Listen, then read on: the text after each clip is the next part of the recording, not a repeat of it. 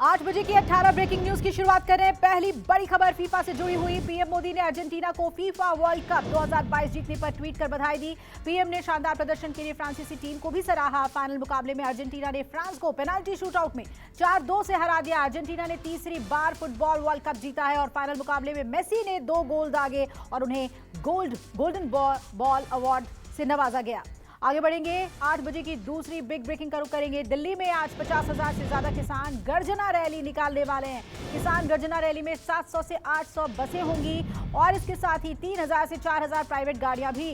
रामलीला मैदान में सुबह 11 बजे से शाम के 6 बजे तक भारतीय किसान संघ अपनी मांगों को लेकर सरकार के समक्ष मांगे रखेगी और एमएसपी की प्रमुख मांग के अलावा प्रधानमंत्री फसल बीमा योजना के सरलीकरण समेत तमाम मांगे शामिल हैं।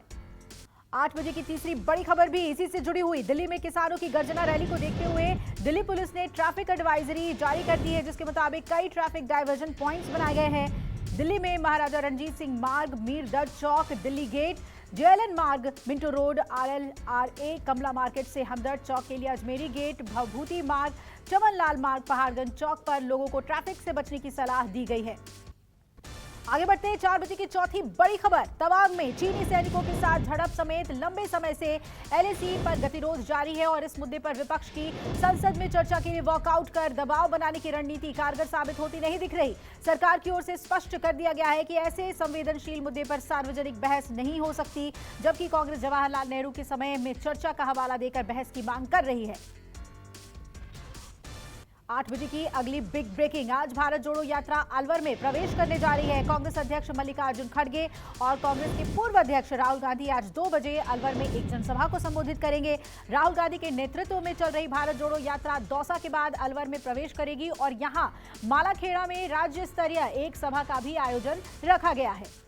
8 बजे की छठी बड़ी खबर के लिए आगे बढ़ते हैं। आज बीजेपी प्रदेश अध्यक्ष सतीश पूनिया उदयपुर के कोटड़ा में सुबह 11 बजे जन आक्रोश सभा और दोपहर 2 बजे खैरवाड़ा में जन आक्रोश सभा को संबोधित करेंगे।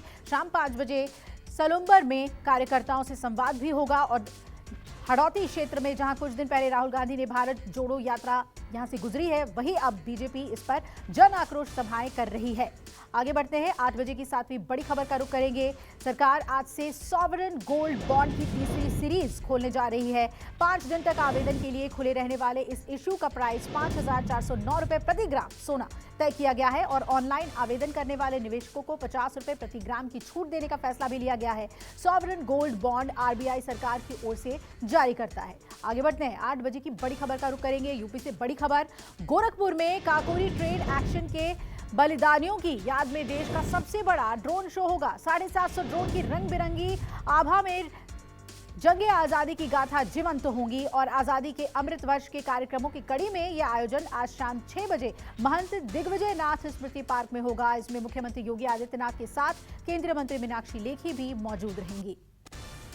8 बजे की 9वीं बड़ी खबर के लिए रुक कर लेते हैं पश्चिम बंगाल का। पश्चिम बंगाल में बीजेपी आज 2024 में लोकसभा चुनाव और आगामी पंचायत चुनाव के बारे में शाम 6 बजे पार्टी कोर ग्रुप की बैठक करेगी। सूत्रों के मुताबिक प्रदेश बीजेपी ने लोकसभा चुनाव के लिए पूरी तरह से कमर कस ली है और इसकी तैयारियों में जुट गई है। लोकसभा चुनाव से पहले केंद्रीय मंत्री अमित शाह भी पश्चिम बंगाल का दौरा कर वहां की ग्राउंड रिपोर्ट ले चुके हैं।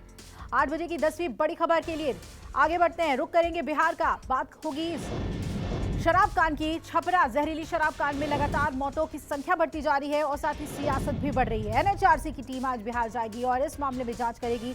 इसे लेकर कांग्रेस MLC प्रेमचंद मिश्रा ने NHRC की निष्पक्षता पर सवाल खड़े करते हुए कहा कि NHRC क्या हरियाणा, उत्तर प्रदेश और अन्य राज्यों में भी जहरीली शराब से हुई मौतों की जांच करेगा। 8 बजे की 11वीं बड़ी खबर श्रद्धा हत्याकांड से जुड़ी हुई। श्रद्धा हत्याकांड मामले में आरोपी आफ्ताब के वकील आज आफ्ताब से जेल में मुलाकात करेंगे, जिसके बाद साकेत कोर्ट में 22 दिसंबर को उसकी जमानत याचिका पर सुनवाई होगी। आपको बता दें कि साकेत कोर्ट में आफ्ताब की जमानत याचिका पर सुनवाई होनी थी, लेकिन आफ्ताब ने जमानत याचिका दायर किए जाने से इनकार कर दिया, जिससे दिल्ली की साकेत कोर्ट में ये सुनवाई टल गई। 8 बजे की अगली बड़ी खबर 12वीं बिग ब्रेकिंग आ रही है जम्मू कश्मीर से, जहां आतंकी संगठन टीआरएफ ने एक बार फिर धमकी दी है। टीआरएफ ने चिट्ठी के जरिए कहा है कि कश्मीरी पंडितों को निशाना बनाया जाएगा।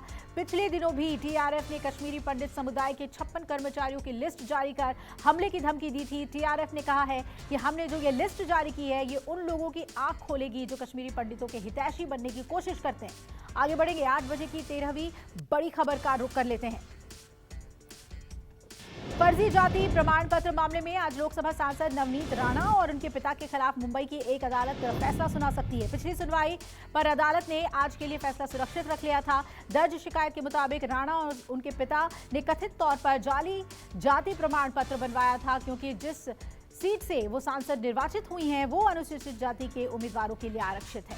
आगे बढ़ते हैं, 14वीं बड़ी खबर का रुख करेंगे। 8 बजे की बिग ब्रेकिंग पश्चिम बंगाल से, जहां विपक्ष के नेता शुभेंदु अधिकारी को अली कोर्ट ने आज व्यक्तिगत रूप से पेश होने के निर्देश दिए हैं। उनके खिलाफ अमित बनर्जी ने मानहानि का मामला दर्ज कराया है, जिसे लेकर कोर्ट ने उन्हें आज पेश होने के लिए कहा है। 8 बजे की बिग ब्रेकिंग में आगे बढ़ेंगे, 15वीं बड़ी खबर का रुख करेंगे। मध्य प्रदेश से आ रही है बड़ी खबर, जहां विधानसभा में अगले साल होने वाले चुनाव से पहले विपक्ष अविश्वास प्रस्ताव के जरिए सरकार को कटघरे में खड़ा करेगी। कांग्रेस विधानसभा के शीतकालीन सत्र में राज्य सरकार की विफलताओं के खिलाफ अविश्वास प्रस्ताव लाएगी। विधानसभा का शीतकालीन सत्र भी सिर्फ 5 दिन का होगा। विपक्ष इतने कम दिन का सत्र बुलाने का पहले ही विरोध करता रहा है। 8 बजे की 16वीं बड़ी खबर झारखंड का रुख करेंगे। झारखंड विधानसभा का 10वां शीतकालीन सत्र आज से शुरू होगा। 23 दिसंबर तक चलने वाले इस सत्र में पहले दिन राज्यपाल से प्रमाणित अध्यादेशों की प्रतियां सदन के पटल पर रखी जाएगी। दूसरे दिन यानी 20 दिसंबर को प्रश्नकाल होगा और 21 दिसंबर को 2022-23 के दूसरे अनुपूरक खर्च के लेखे जोखे पर वाद विवाद और सामान्य मतदान होगा। आगे बढ़ते हैं, 17वीं बड़ी खबर का रुख कर लेते हैं। 8 बजे की बड़ी खबर, राष्ट्रीय स्वयंसेवक संघ के प्रमुख मोहन भागवत ने भारत के विकास को लेकर बड़ा बयान दिया। उन्होंने कहा कि यदि भारत चीन या अमेरिका जैसा बनने की कोशिश करेगा तो उसका विकास नहीं हो सकेगा। आरएसएस चीफ ने यह भी कहा कि भारत का विकास, इसके विजन, यहाँ के लोगों की स्थितियां, आकांक्षाएं, परंपरा और संस्कृति, दुनिया और जीवन के बारे में विचारों के आधार पर होगा। 8 बजे की 18वीं बड़ी खबर महाराष्ट्र से, मुंबई के ईस्टर्न एक्सप्रेस हाईवे पर रविवार देर रात एक रोड एक्सीडेंट हुआ, जिसमें करीब 3 लोग घायल हुए हैं। तीनों घायलों को आनंद फानन में नजदीकी गोदरेज हॉस्पिटल में भर्ती करा दिया गया है।